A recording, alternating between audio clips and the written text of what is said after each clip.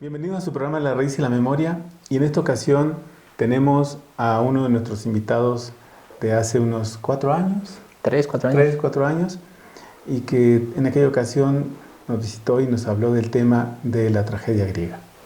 Hoy, este invitado, que es Omar López Pacheco. Así es. Bienvenido al programa, Omar. Muchas gracias. Y vamos a hablar hoy de una cosa que es lo que viene después de la tragedia: la risa, la comedia, la diversión y el gusto de la vida.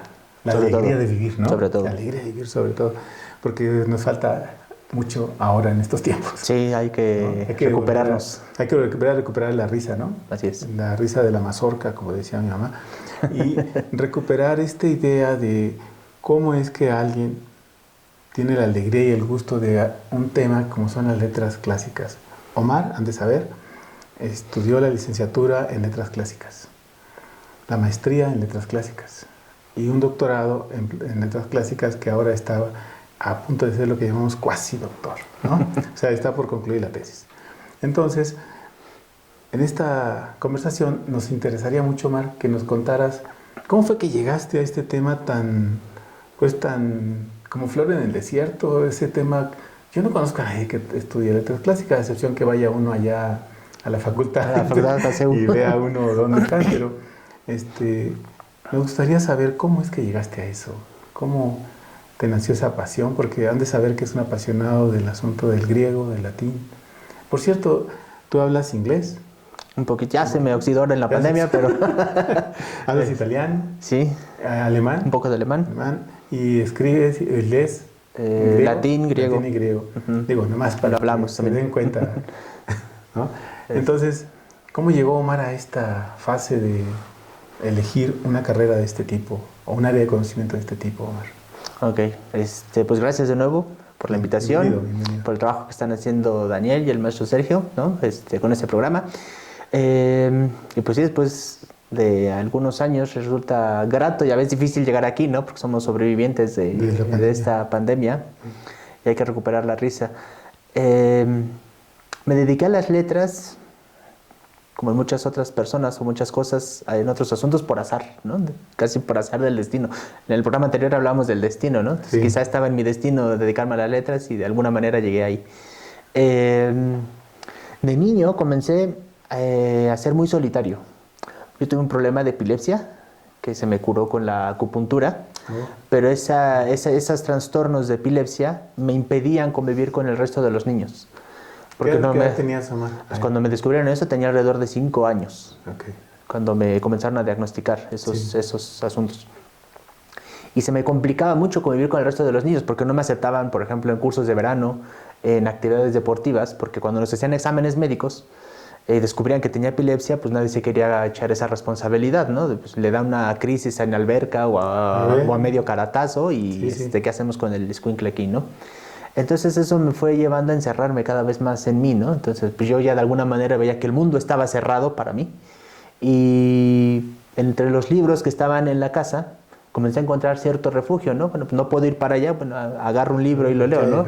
Y agarraba libros de cualquier tipo, ¿no? A veces desde el periódico que compraba mi papá, ¿no? Me podían a leer las historietas, en eso estaba, por ejemplo, Condorito, ¿no? De moda, ¿no? Entonces estaban las tiras cómicas que venían en los periódicos, ¿no? O Mafalda, ¿no? De Quino. Desde eso hasta cuentos, ¿no? Libros de cuentos, y fue así como me comencé a interesar un poco en los libros, ¿no? Después, en la etapa de la adolescencia, digamos que me conecté de nuevo con la literatura por cuestiones de amor, ¿no? Me interesaba una muchacha que leía mucho. Entonces, pues, ¿cómo me podía acercar a esa muchacha?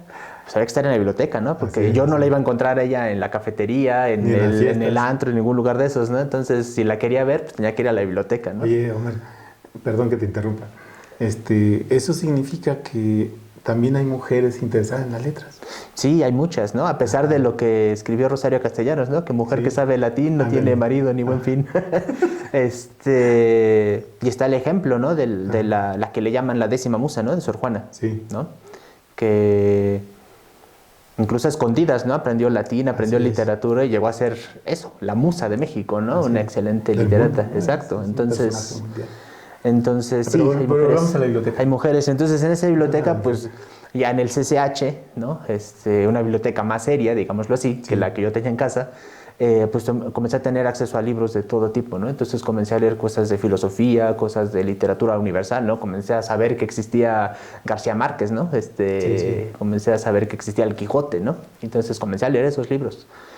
Y me despertó a la vez, bueno, por si se les quedó la curiosidad, al final de cuentas mi relación no fructuó con esta muchacha, pero me llevó a los libros, ¿no? Sí, dio su fruto de otra manera. Dio su fruto de otra manera, ¿no? Y esa lectura me llevó a interesarme mucho por el lenguaje, ¿no? ¿Por qué se escribía así? ¿Por qué se decía de esta manera? ¿Por qué era correcto esto? Y después se escuchaba, ¿no? Cuando hablaban políticos, cuando hablaban los mayores, cuando hablaban profesores, como que algo no me cuadraba, ¿no?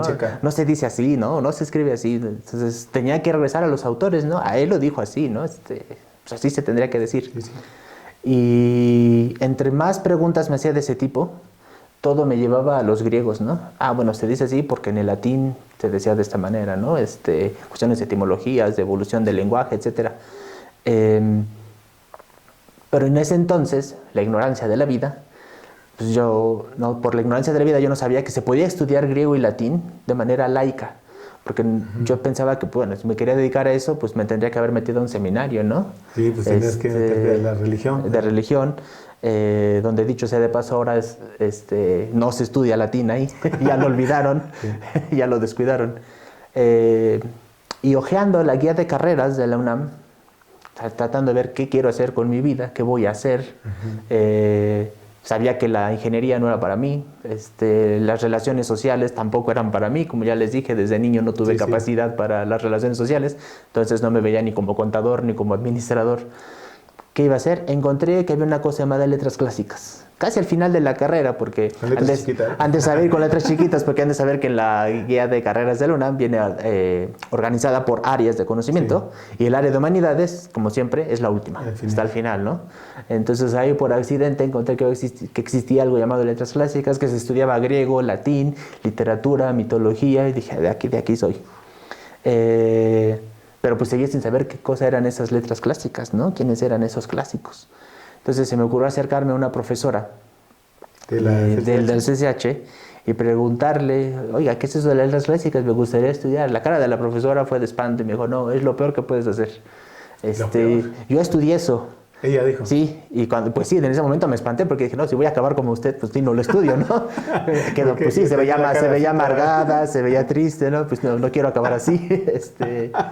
Entonces, la verdad, fue una impresión muy fuerte para mí.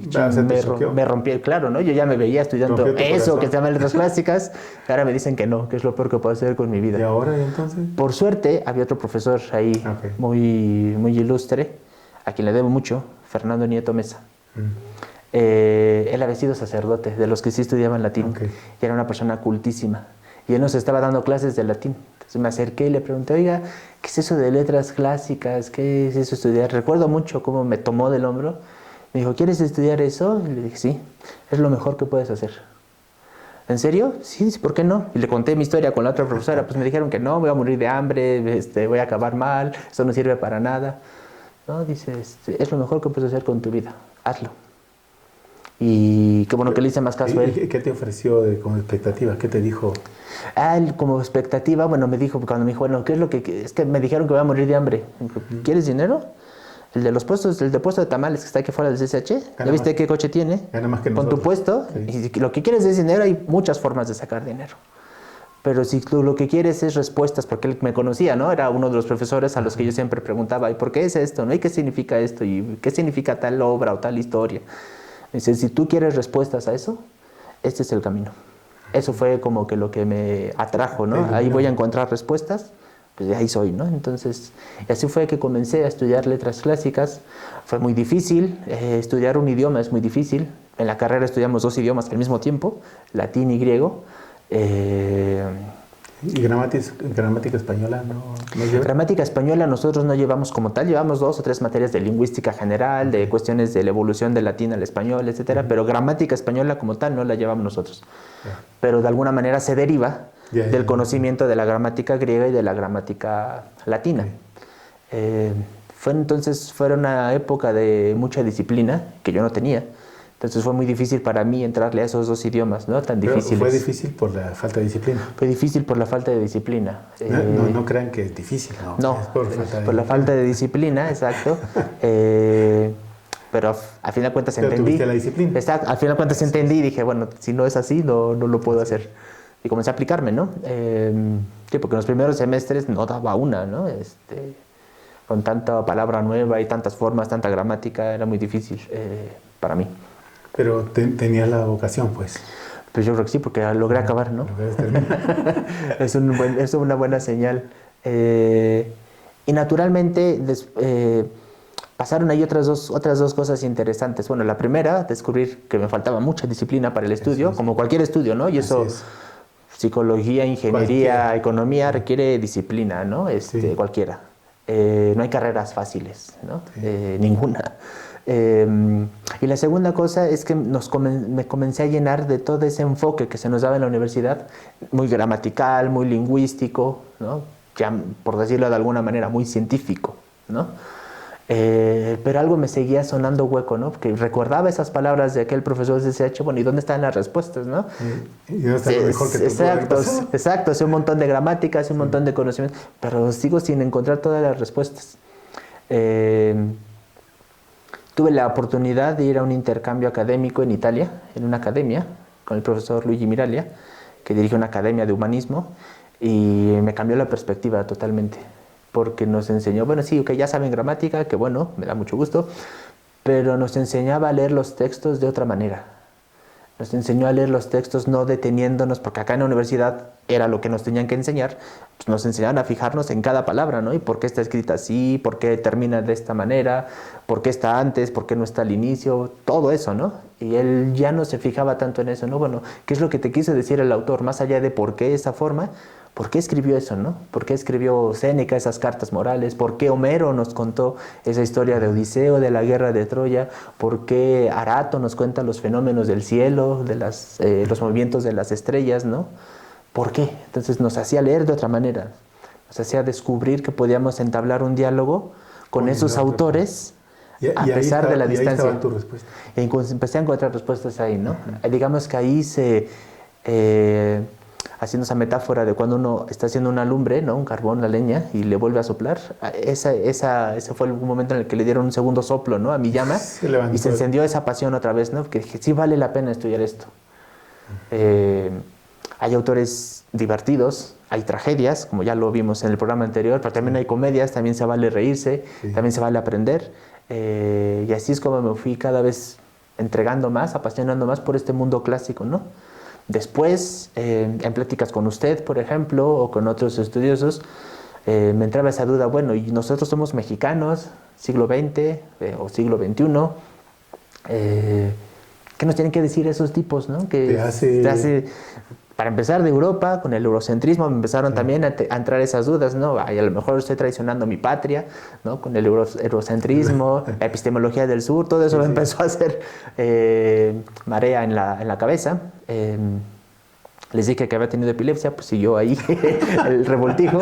Pero descubrí que, pues no, finalmente, lo queramos o no, venimos de allá, ¿no? Y nuestra forma de hablar, el español, viene del latín, ¿no? Muchas de nuestras creencias, de nuestras formas de organizar la sociedad, el pensamiento, vienen de allá. Entonces vi que puedo establecer un vínculo entre ellos y nosotros, y como lo dice el nombre del programa, descubrir que no toda nuestra raíz, pero una parte de nuestra raíz viene de allá, ¿no? Y entonces conocer esa parte de esa raíz, yo creo que es lo que me ha permitido continuar, ¿no? Porque sigo viendo que podemos comunicarnos con ellos, regresar y traer algo para acá, ¿no? Y es lo que pretendo hacer en algún momento, traer algo de ellos para estos mexicanos del siglo XXI, ¿no? Regionalizar, pues, el asunto, no en el sentido de regionalizar de meterlo con calzador, sino ver qué se puede enriquecer en la cultura, ¿no? Sí, así es. Siempre procurando hacer que la sociedad sea mejor, ¿no? Así es. Y que lo mexicano no pierda su identidad. Así es. No lo vamos a pintar de griego o de latino, pero tampoco vamos a negar que ya está dentro de nuestra cultura. Así es. Algo podemos sacar, ¿no? Sí, sí. Se tiene que dar algo, ¿no? Sí. Entonces, Omar está ahí metido en la licenciatura, en la maestría, Y cuando se enfrenta al asunto de las respuestas, vamos a ponerlo en dos planos, Omar. Las respuestas existenciales, ¿no? Y las respuestas académicas. ¿El estudio te da una ubicación de estas letras clásicas? Sí, pero como muchas de las respuestas, a veces agrandan más la duda. Eso es. ¿No? O sea, esa es buena, entonces la respuesta. Pues sí, porque se entabla un diálogo, entonces Sí. uno descubre que, como se dice en esa metáfora, uno a veces solamente ve la punta del iceberg Sí. y cuando uno se mete a nadar, está mucho más profundo, ¿no? Hay que nadar más para abajo. Okay. Entonces sí sirve para resolver problemas, pero quien se quiera clavar, pues sepa que tiene que tomar una buena bocanada de aire porque el sumergimiento será profundo. Entonces, cuando estás ya metido a fondo, ¿qué es lo que ahora te preocupa? Si ya sabes esto que dijiste, que está profundo y vas a seguir y estás ahí, pero ¿qué es lo que te está motivando? Porque debe haber una cosa que está moviendo, ¿no? Una de las cosas que más me ha preocupado, creo que me ha interesado en ese asunto es, a partir de que yo decidí estudiar letras clásicas, la primera pregunta que hace todo el mundo es, ¿y eso qué es? Y la segunda es, ¿y para qué sirve? En ese momento yo no sabía qué responder, ¿no? Estaba aprendiendo. Ahora ya dije un poco qué es, ¿no? El estudio del mundo clásico. ¿Para qué sirve? Es parte de lo que quiero hacer en el doctorado. Quiero hacer un estudio, no soy el único, no es la primera vez que se hace, pero quiero colaborar en este estudio que se ha hecho para demostrar para qué sirve la literatura. Porque descubrí que esos antiguos podían usar la literatura para curarse. Así es. ¿No? En vez de tomarse una aspirina o en vez de gastar en el psiquiatra, hay que leer una buena obra. Escuchaban una buena poesía, ¿no? Sí. Alguna tragedia lograba conmover a los espectadores de una manera tan profunda que los curaba, movía sus emociones, ¿no? Penetraba el alma, ¿no? Platón tiene una imagen muy bonita. Para ellos, para nosotros es muy nuevo ese asunto del magnetismo, pero para ellos es algo muy novedoso.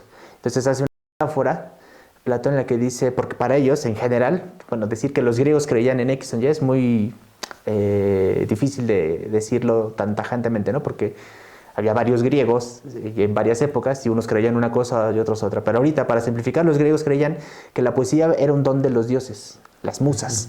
De la divinidad llegaba al poeta, el poeta tenía una conexión con la divinidad y del poeta llegaba al público. Entonces Platón pone una metáfora que dice, ese influjo divino puede llegar al público a través del poeta. O sea, el poeta es un instrumento, como lo que sucede con los juegos de imanes, ¿no? Un imán le puede transmitir su magnetismo a un pedazo de metal, y ese metal, aunque no sea propiamente un imán, puede atraer un poco de fierro, ¿no? Entonces la literatura tiene ese influjo, esa cosa divina que el poeta percibe, la hace suya y después la comunica. Y entonces ese regalo divino de los dioses puede llegar a todos. Creo que es lo que pretendo hacer, ¿no? Demostrar cómo la literatura tiene una fuerza para llegar a todos, como los imanes. Y hay imanes potentes que hemos visto, ¿no?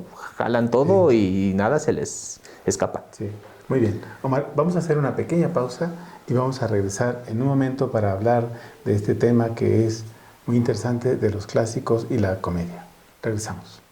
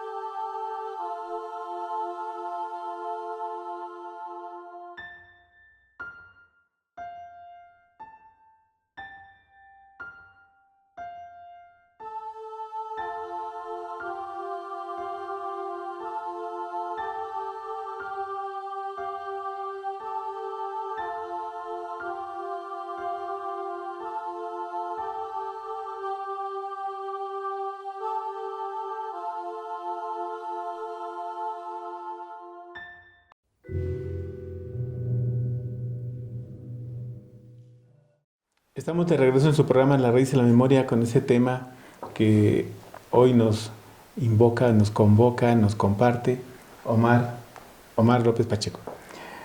Omar, hay una cosa que después de la tragedia, como una pandemia como la que tuvimos, y donde mucha gente perdió seres queridos, vecinos, amigos, compañeros, enemigos, ¿no? De todo perdió. Todo. Y hubo muchas formas de enfrentar esa tragedia. Unos llorando, otros gritando, otros maldiciendo, otros resignándose, otros buscando una posibilidad, ¿no? Diferente, y algunos riéndose, unos haciendo mofa del muerto, otros haciendo mofa de la pandemia. Y hay un punto, hay un hilo, digamos, muy corto, ¿no? Muy delgadito y corto, porque parece ser que la gente no tiene permitido reír mucho. Sí. ¿No? Entonces, por eso se acorta. Pero está delgadito. Entonces, ese hilo, yo he visto algunas cosas de que la gente como que saca la risa, pero no, ¿no? Y se quiere divertir, pero no, porque le pesa el muerto, Sí. le pesa el que se fue, ¿no? Entonces, esa tragedia tiene su contra, como dice Rossi, después de lo malo viene lo bueno, Okay. ¿no? Entonces, siempre lo malo siempre trae lo bueno, ¿no? Entonces, la parte de la comedia, ¿cómo es vista desde los clásicos? Es más, quizás no como la es vista por ellos solamente, sino cómo la ves tú también. Ok. ¿No? Bueno, con los clásicos hay muchas cosas interesantes. La primera de ellas que puedo decir es que Platón decía que tenemos una tragedia y comedia de la vida, porque la vida es una mezcla de ambas. Sí. Entonces, de alguna manera, aunque Platón lo dice así muy brevemente, con muy pocas palabras, no profundiza tanto en esa parte, me atrevería a decir que quizá Platón nos está sugiriendo no todo en la vida va a ser llanto, pero tampoco va a ser risa, ¿no? Hay una mezcla de las dos, ¿no? Y quizá como usted ahorita que mencionó a Roshi y toda esta teoría del yin y el yang, ¿no? Tiene que haber un equilibrio, ¿no? No todo es negro, no todo es blanco, ¿no? Están siempre esos contrarios y tiene que estar en equilibrio, ¿no? Entonces, pues sí, hay momentos de risa, pero también hay momentos de llanto, ¿no? Y la risa siempre ha sido contenida. De hecho, Platón regañaba, bueno, no regañaba, pero reprochaba que Homero, el considerado el mayor poeta de los griegos, hiciera que los dioses rieran. No, que se ríen, porque en Homero los dioses se ríen, ¿no? Hay un momento muy gracioso en el que uno de los dioses va cojeando y se burlan de él, ¿no? De que va cojeando, ¿no? Y los hace reír. Homero también a veces hace reír y llorar al mismo tiempo. A uno de sus personajes lo describe como llorando mientras reía, ¿no? O lloraba riendo. Y eso a Platón no le gustaba, ¿no? Yeah. Pero pues, así es la vida, ¿no? Tenemos que mezclar el dolor y la comedia. Y entonces, los clásicos procuraban que la risa no fuera tan estrepitosa y que no fuera excesiva. O sea, moderada, pues. Moderada. Y esa era la que pertenecía a un hombre virtuoso, ¿no? Una persona... Porque tampoco se ve bien que estés carcajando toda la vida. Porque entonces eso implica que no tiene un autocontrol. Así es. Has perdido el sentido. Has perdido el sentido has perdido el sentido del control en ti mismo, ¿no? Si dejas que la risa te gane, ¿no? Y Platón por eso después decía, los jóvenes no tienen que ir a la comedia, al teatro, a ver comedias, porque se van a morir de la risa y van a aprender que se le puede dar rienda suelta a todo, ¿no? Primero tienen que educarse, a contenerse, y ya después los podemos llevar al teatro a que se rían, pero con moderación, ¿no? Y esa es una idea que ha estado a lo largo de toda la historia. Yeah. Las causas, los motivos son distintos, pero casi en todas las... Porque la risa ha sido un asunto estudiado por la antropología, por la religión, por la filosofía, la psicología, incluso por la medicina, ¿no? O específicamente por la fisiología y la fisiognomía, ¿no? ¿Qué significa reír? Entonces, la risa ha tenido un estudio, ha tenido se ha estudiado desde muchos ángulos, ¿no? Pero casi todos, a su manera, han dicho, no, es que la risa tiene que ser moderada. Aristóteles decía que el hombre es el único animal capaz de reír. Aunque hoy día encontramos a algunos que encontramos se ríen, a otros que no son tan hombres, tan humanos, y también se ríen. Pero, por ejemplo, para Aristóteles ese era uno de los rasgos que distinguía al hombre del resto de los animales. El hombre es el único capaz de reír. Y Aristóteles incluso hizo un estudio sobre a qué edad se empezaba a reír un bebé, ¿no? A los cuántos meses, etc. Hizo un estudio muy natural acerca de ese aspecto. Y entonces los griegos tenían un momento para la comedia. Y para los griegos la comedia era algo muy religioso. Porque para nosotros ahora, por ejemplo, decir ir al teatro después de la pandemia, es, ay, ¿qué vas a hacer el viernes, no? Sí. Pues nos vamos a tomar unos tragos y después al teatro, ¿no? O primero al teatro y después los tragos. Para los griegos no era tanto así, no era un asunto de descanso del viernes, ¿no? Solo tenían 2 ocasiones al año para ver teatro. Y esas ocasiones estaban encerradas, contextualizadas en una festividad religiosa. El teatro era parte de la religión, era parte de un rito. Yeah. Entonces los griegos iban con otro espíritu, con otra intención a ver el teatro. Sí, iban a divertirse, pero con cierta ritualidad, ¿no? Yeah. Llevaban otra mentalidad, digámoslo así. Y en esa comedia se permitía reírse de todo. Aristófanes, que es el poeta del que conservamos obras completas, está en nuestra actualidad, se ríe de todos. Se ríe de Sócrates, que era un filósofo muy admirado en esa época, se ríe de Sócrates, se ríe de los dioses, se ríe de los políticos, se ríe de las mujeres, se ríe de los hombres, de los pobres, de los ricos, se ríe de todos. Como debe de ser. Como debe de ser. Sí. Pero porque Aristófanes decía eso. En este espacio nos podemos reír. Fuera de aquí ya es otra Aquí cosa. ya es otro asunto, pero aquí nos podemos reír, ¿no? Entonces, pero seguimos en esa idea, la risa tiene que estar controlada, ¿no? Ahorita la risa está en este espacio del teatro y aquí sí nos podemos burlar de todo y de todos. Los griegos, quizá no como lo ha hecho la ciencia actualmente, pero los griegos ya sabían que la risa curaba. Así es. Los griegos ya sabían que se movían músculos, los griegos ya sabían... hay una anécdota muy graciosa. Algunos griegos llegaron a creer que aquí en esta parte estaba el centro de la risa, como si fuera un botón. Y algo lo presionaba y nos reíamos. Llegaron a esa deducción, a esa conjetura, porque un médico reportó el caso de un hombre que fue herido en guerra y no le pudieron extraer la punta de la flecha. Entonces se le quedó allí inclaustrada y entonces los médicos de esa época dijeron, cuando se mueve la flecha y le apachurra otra vez el botón, ¿no? Entonces a este hombre le dan esos ataques de risa involuntaria. En la época medieval los teólogos se peleaban sobre si Dios, Jesús, reía o no reía. A quienes les interesa, ¿no? Quienes están viendo, escuchando este programa, si les interesa escuchar esto, pueden leer El nombre de la rosa, de Umberto Eco, ¿no? Ahí se están peleando un poco los monjes sobre si Dios había reído o no había reído, ¿no? Se pueden entretener un momento con esta historia, El nombre de la rosa.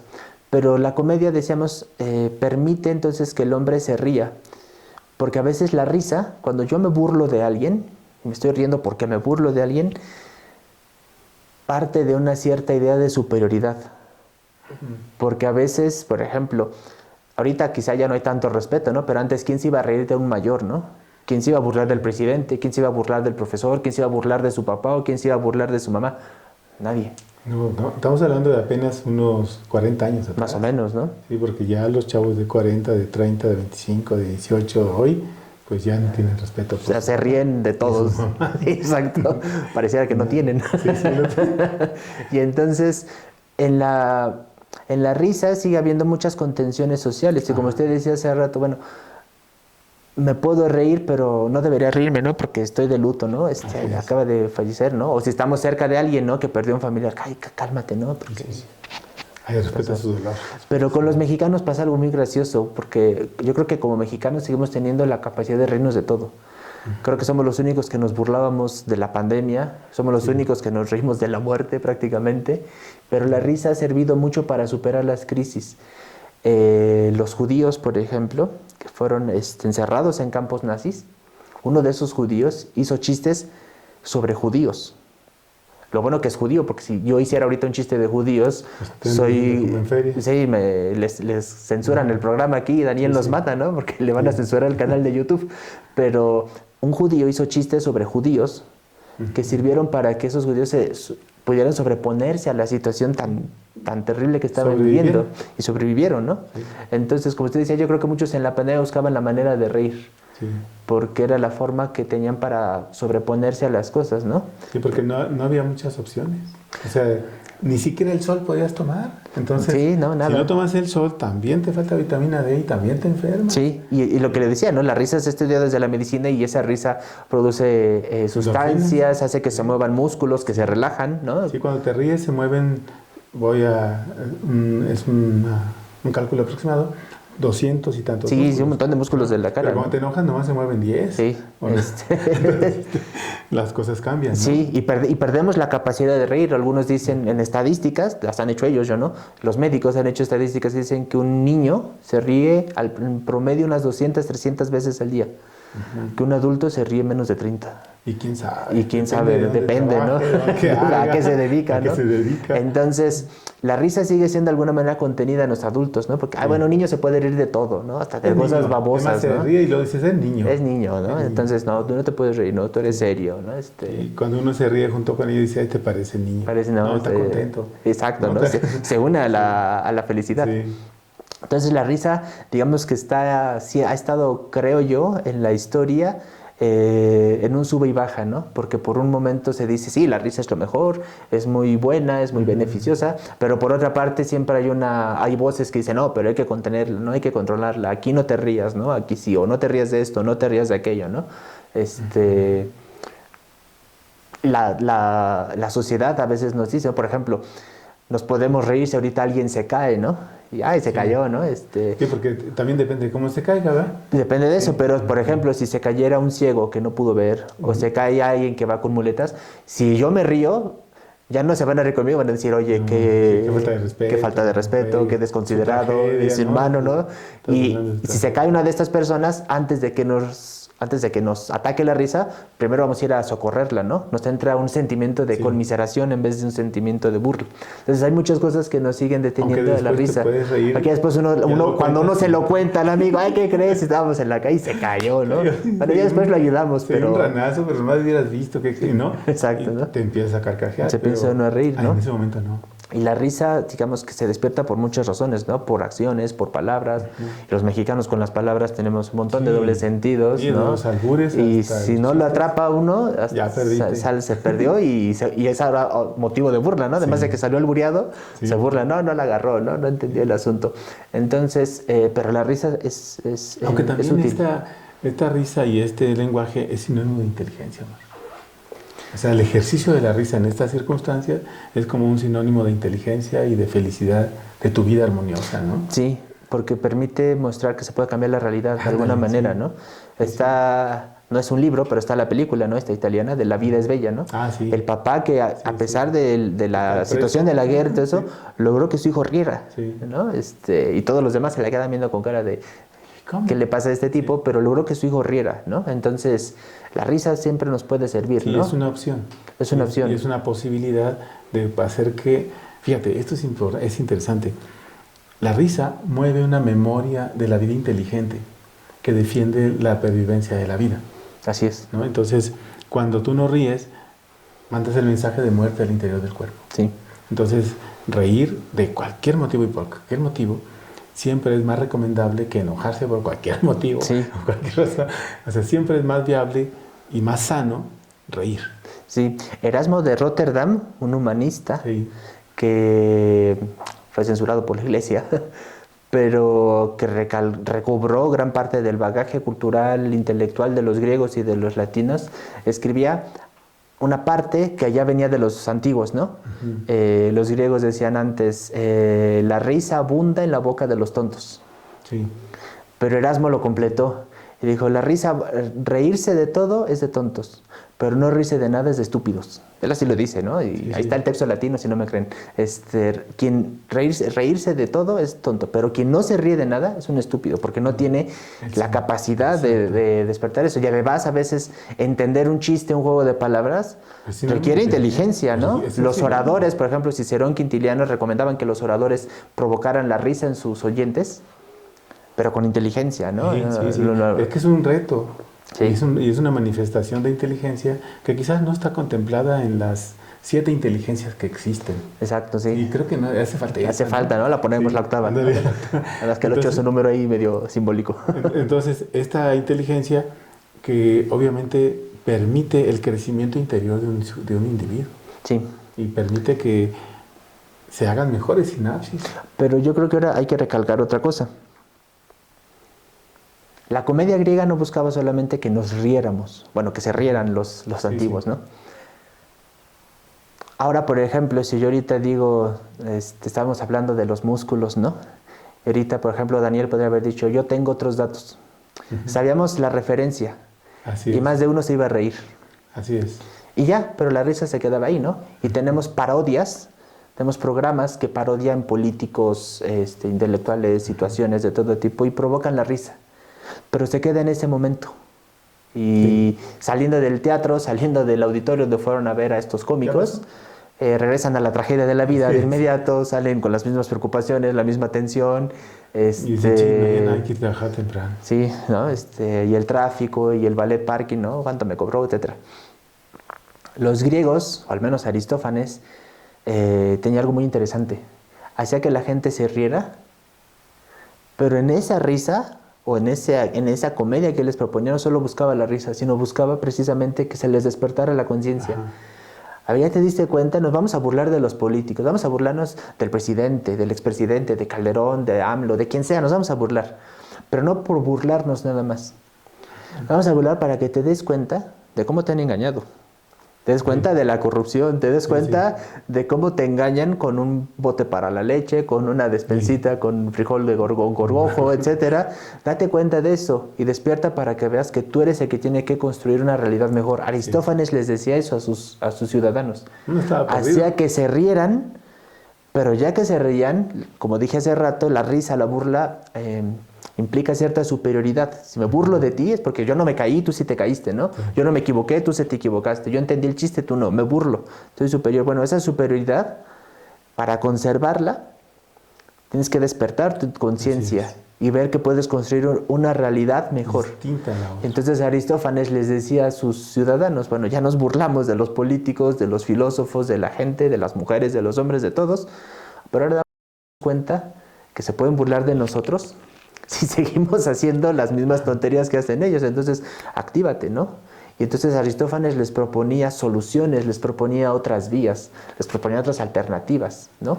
Que quizá ahora las podemos considerar utópicas, pero pues parece que es la única solución, ¿no? Sí, seguir apegados a las reglas nos clava a veces más, ¿no? Sí, no, quizás hay que pensar en la ruptura, ¿no? Exacto. O sea, en la creación de nuevas realidades, sí. Nuevas formas de sentir, de expresar y de una agudeza de la inteligencia superior a la anterior que nos precede, ¿no? Exacto. Entonces yo creo que ese es un gran reto. Y ese reto, yo creo, Omar, tendríamos que ampliarlo, ¿no? En nuestro siguiente bloque.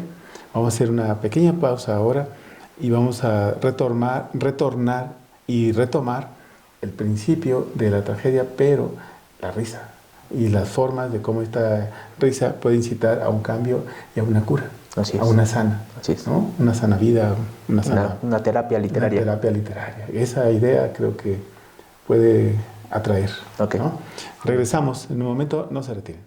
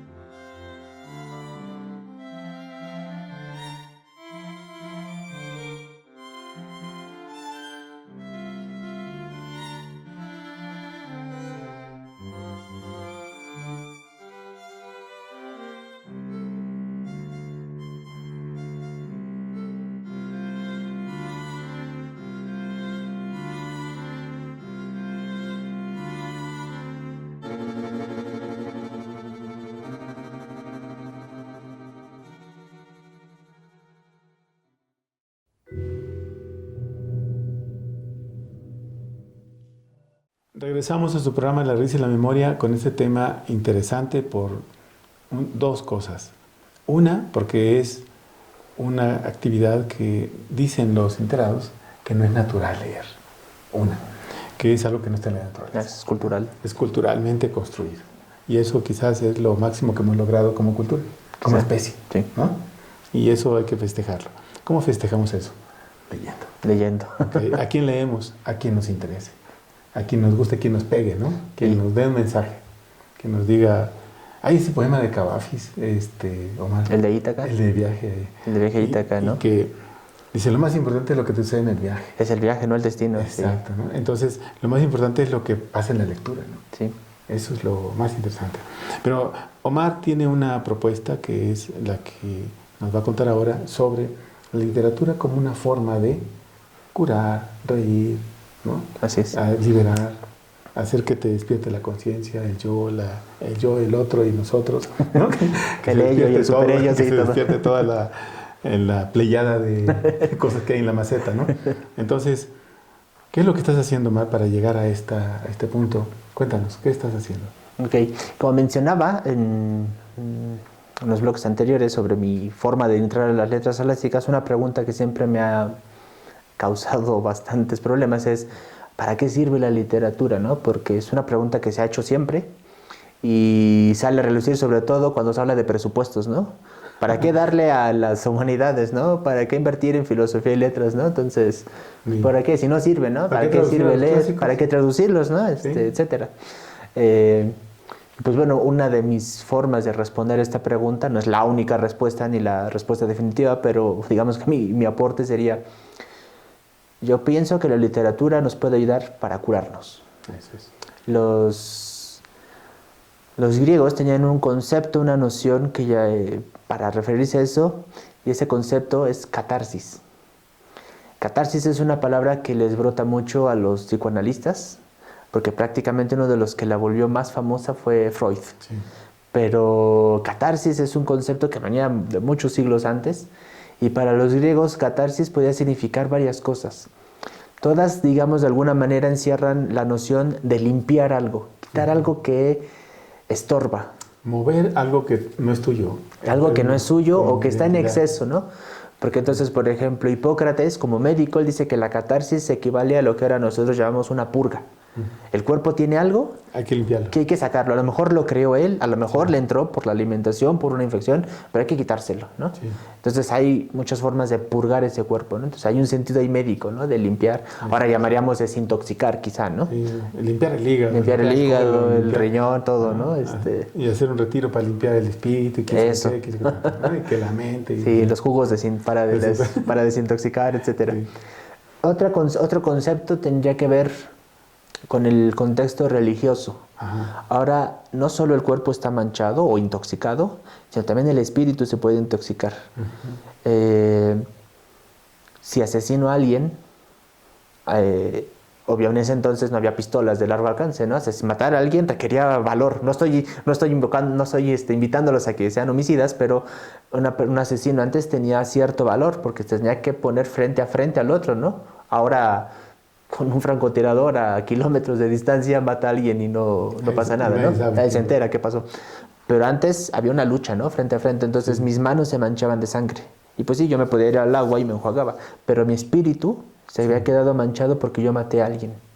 Entonces, para quitar eso, tenía que ser un rito que me purificara, Una catarsis. que limpiara mi espíritu, y es una catarsis, ¿no? De estas dos nociones, de la médica, digamos, y de la espiritual o religiosa, digamos que surgió otra que se refiere al espíritu también, pero no por crímenes, llamémoslo así, o por delitos, sino porque es normal que el espíritu a veces, entre las dudas, los temores, las angustias, el estrés de la pandemia, por muchas cosas, el espíritu se enferma. Sí. ¿No? Le da miedo, le da una tristeza, le da una duda, ansiedad, etc. Y el espíritu está enfermo. Tiene algo que no es suyo. Aquí en la teoría de los 5 elementos, ¿no? Pues están relacionados, ¿no? Las emociones, los órganos, sabores, olores. Los griegos lo relacionaban solo con 4, ¿no? 4 humores, de la famosa teoría de los humores. Esos humores, si no están bien equilibrados, como la teoría de los 5 elementos, sí, es normal que estemos tristes, pero si la tristeza se despunta, se quiebra la persona. El espíritu, entonces decíamos, se enferma. Ya dijimos, ¿no? Por tristeza, por miedo, por lo que sea. ¿Cómo lo curamos? Es una de las grandes crisis que seguimos teniendo, ¿no? Bueno, se dice que ahora tenemos la crisis del espíritu. La crisis del espíritu. Porque ya pasamos la crisis biológica, digamos, de los virus, bacterias y eso. Luego después pasamos a las crónico-degenerativas y ya estamos en esa fase. luego pasaron la época de lo emocional, que ahora todo era problema emocional. Sí. Todo. Ahora ya estamos entrando a la fase donde dicen, ahora es un problema espiritual. Espiritual, así es. Sí. Ahora dicen, bueno, a ver, ¿y cuál es la estrategia para curar al espíritu? Exacto, ¿no? Porque ahora, por ejemplo, en la pandemia, bueno, aunque se hayan tardado, al fin se hizo una vacuna, buena o mala, no lo sé, pero se hizo una vacuna, ¿no? Digamos que esa parte biológica se atacó de alguna manera, ¿no? Pero la gente sigue sintiendo angustia. Sí, a lo mejor ya me vacuné, ya llevo 40 dosis, pero pues sigo teniendo miedo, sigo sintiendo estrés, sigo teniendo ansiedad, tristeza por la pérdida de un familiar. Y eso, ¿qué vacuna me lo quita, no? ¿Qué pastilla o qué tratamiento, no? ¿Dónde se le aprieta el botón? Exacto, ¿no? ¿En qué farmacia venden esas cosas, no? Entonces, desde los griegos venía esa noción de que la poesía puede curar. Sí. Porque la poesía anteriormente tenía un elemento musical, tenían ritmo. La poesía de los antiguos tenía ritmo, no solo rima, de hecho no tenían la rima, ellos no tenían el concepto de rima, sino de un ritmo. Y según lo que se contaba en esa poesía, se componía en un determinado ritmo, como quizá ahora con las canciones, ¿no? Hay salsa, hay rock, hay otros géneros musicales, ¿no? Y según ese ritmo se cuentan ciertas cosas. La poesía era más o menos así, seguía un ritmo, y ese ritmo o esa poesía a veces podía ser acompañada por música o no, pero aunque solo fuera la palabra, la recitación, tenía un ritmo, ¿no? Y se seguía. Y esa musicalidad la recibía el espíritu, escucha, bueno, sí, entraba físicamente, pero repercutía también en el espíritu, en algo de adentro, ¿no? Sí. Y ellos sabían que repercutía y comenzaron a ver, hay música que pega en esta parte, hay música que pega en esta otra parte. Entonces ya ellos comenzaban a hacer una tipología, ¿no?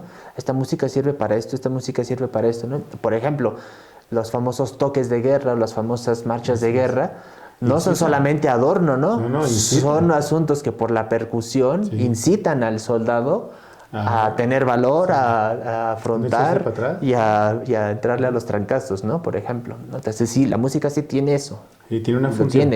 Y lo hemos visto, ¿no? Escuchar música clásica, por ejemplo, puede ayudar a relajar, a dormirse, a despertarse, ¿no? Sí, hay una película que es esta de guerra, que, bueno, no es de guerra, sino de Vietnam, no me acuerdo cómo se llama la película, que tienen de fondo a Wagner. ¿Sí? Y tú la ves y como que es una parodia, ¿no? Van a invadir a los vietnamitas, pero de repente en la selva van en el río y sale una flecha y el otro con su casco, una granada, todo, y ¡zum! Lo atraviesa, ¿no? Y uno se muere uno de risa o dice uno, chíngale, ¿qué pasó ahí, no? Sí. Pero eso tiene que ver con cómo es que alguien puede significar un hecho en ese tiempo y en aquel tiempo donde era de cuchillada y era de espada y era de lanza y de flecha.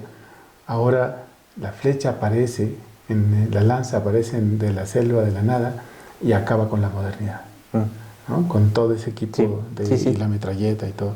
Entonces uno puede entender que ahí hay algo que es como un cuestionamiento de fondo de que el espíritu antiguo sigue dominando el espíritu como de ahora, ¿no? No hemos cambiado mucho. No ha cambiado el planteamiento. Como ese cuento de Monterroso de que pone si el perro gana o el puerco espín.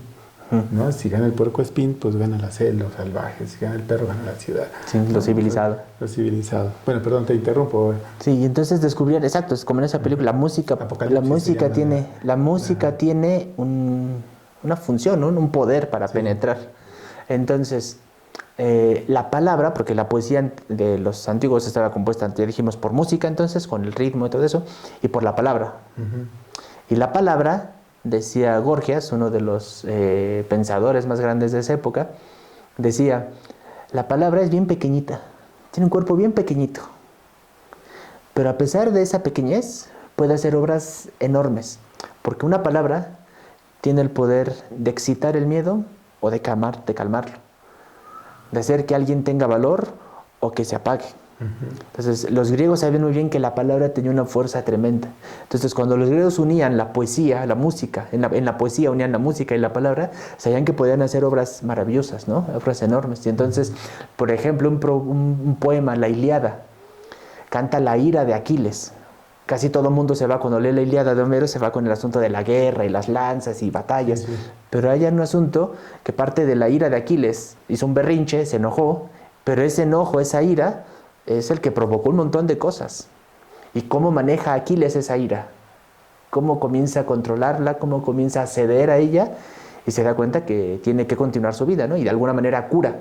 Entonces, de alguna manera podríamos decir, la Ilíada podría ayudar a quienes están enfermos de ira, ¿no? Por decirlo de alguna manera. Entonces, más o menos la parte del proyecto que estoy trabajando es eso, ¿no? Hay cómo ayudar a la gente que leyendo se pueda curar.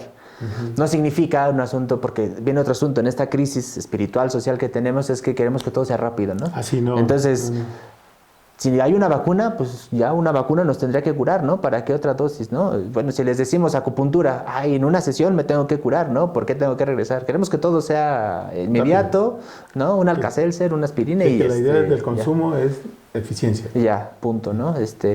Bueno, entonces tampoco hay que creer que leer un libro, leer un poema nos va a curar de inmediato, ¿no? Sí, no. Pero nos va a despertar cosas. Entonces, yo creo que un buen asunto sería encontrar libros que nos lleguen.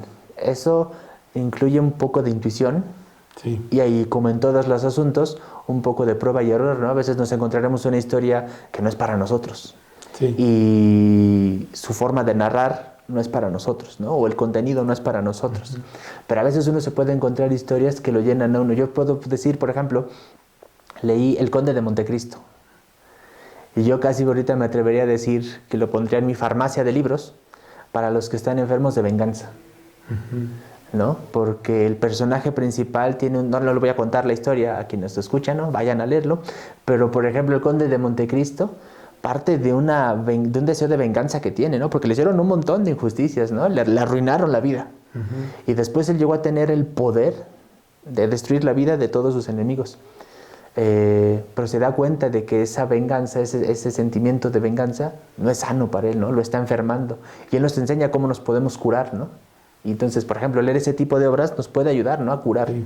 Entonces, parte del proyecto sería decir, esta poesía, esta novela, este libro, ¿para qué nos va a ayudar, no? Nos puede ayudar porque la lectura, siempre se ha dicho, bueno, la lectura nos hace mejores. Y es casi parte del eslogan de ferias de libro, ¿no? Pero ¿y cómo nos hace mejores, no? La gente sigue diciendo, ¿y cómo nos hace mejores? Sí, algunos que leen no son mejores. No son mejores, ¿no? Y leen mucho. Sí. La lectura tendría que ayudarnos a crear redes más complejas en nuestra mente. Redes complejas porque nos llevan a tener otra forma de pensamiento. Se despierta esa conciencia y bien dicen que nadie experimenta en cabeza ajena. Pero si podemos aprender de los otros, de sus historias, de sus vidas, y entonces la literatura yo creo que sí nos puede ayudar a reconocer las historias y ver qué le pasa a uno que está enojado, qué le pasa a uno que está muy alegre, qué le pasa a uno que está triste, ¿no? Como está. Hay poemas que pueden servirle para alguien que está mal de amor, ¿no? Ovidio incluso, por ejemplo, escribió un poema para enseñar a enamorar. Se llama El arte de amar, ¿no? Y después Ovidio se dio cuenta de que esa persona iba a tener una decepción amorosa, entonces le escribió la segunda parte, que es Remedios para el amor, ¿no? Entonces, bueno, ya te dejó tu novia, tu novio, ¿cómo te vas a curar, no? Entonces, la literatura puede ayudar en todos esos elementos, ¿no? Sí, estamos hablando de una forma de curar a través del entendimiento. Así es. O sea, a través de la paz interior, ¿no? Podríamos pensar que hay un proceso espiritual ahí, Omar, que está tocándose por esta condición, porque la condición del espíritu es desarrollar lo sublime de la condición humana. Y si no desarrollas eso, quizás no alcanzaste un desarrollo espiritual que digas, estoy a este plano de entendimiento, ¿no? Y podemos quedarnos en la ilusión de que hemos alcanzado un desarrollo espiritual. Yo creo que sí, pero ahí tenemos que tomar todas las cosas con pinzas, ¿no? Porque a veces la literatura, si uno la quiere estudiar, le dicen tiene que ser con método, ¿no? Con ciencia, la ciencia literaria, ¿no? La crítica literaria. Cuando uno comienza a meter conceptos como espiritualidad, no, ya te estás desviando, ¿no? del tema. Pero yo creo que sí, porque al final de cuentas, más allá de lo que digan los críticos literarios, el hombre está compuesto de eso, ¿no? Tenemos la parte intelectual, tenemos la parte corporal, tenemos la parte emocional, espiritual. Y yo creo que una historia que nos atrapa nos mueve todo, ¿no? Porque la otra cosa es de que si los críticos dicen que no, pues habría que ver cómo están ellos. Habría que criticarlos. Habría que criticarlos. Dice, bueno, ¿qué están ofreciendo, no? Sí. ¿Por qué dicen que no? Es como los críticos de cualquier cosa, ¿no? Destrozan todo y dicen, bueno, ¿y entonces? ¿Qué propones, no? Sí, ¿cuál es la propuesta? Y ves que dicen, no, es que así no son las cosas. Sí, pero no has llegado a la propuesta que nos puede dar otra luz, ¿no? Sí, y nada más el asunto es destrozar, Así es. ¿no? Y bueno, hay muchos de esos, ¿no? Sí, en todas partes. Entonces yo creo que lo que podríamos nosotros sugerir es que tú sé tu crítico, ¿no? Tú sé tu lector, tú aproxímate, y si esto te ayuda, bien. Y si esto no te ayuda, pues busca otro. Sí, y en esa parte del espíritu yo creo que una guía puede ser como la que decían en algunos programas anteriores, esta estudiosa del huevo de obsidiana, que apelaba a la intuición de las mujeres para determinar qué tipo de huevo les serviría. Yo me atrevería a copiar ese método para decirle a alguien, ¿no? Si se quiere acercar a leer con esta visión, que le haga caso a su intuición, ¿no? Sí. Que vea qué historia lo puede ayudar y lo va a atrapar, ¿no? Sí.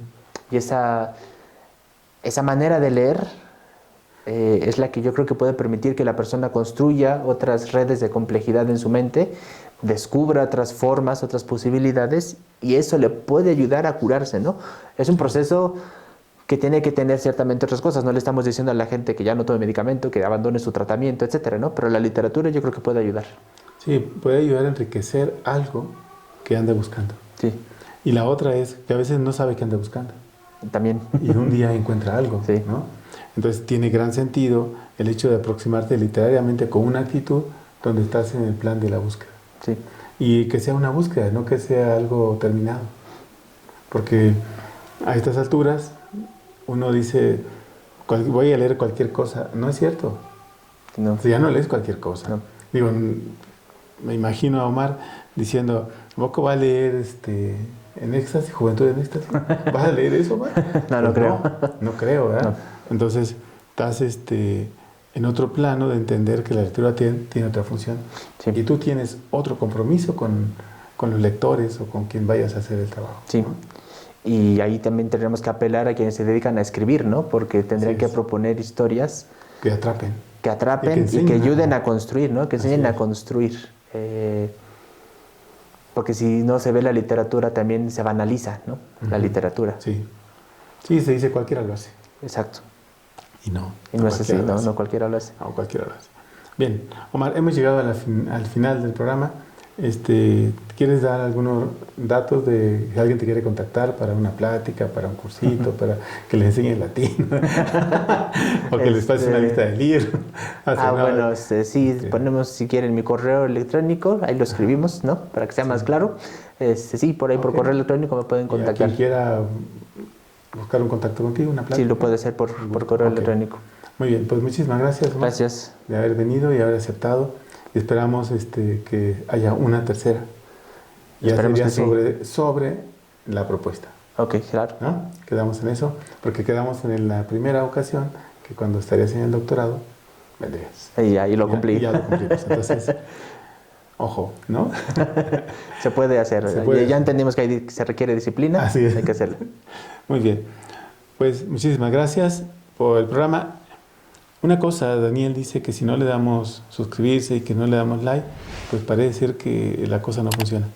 Entonces, no sean así, hombre, ¿no? Sí, por favor. Como decía mi mamá, les puede salir un hijo así, ¿eh? Así que denle like. Hasta la próxima.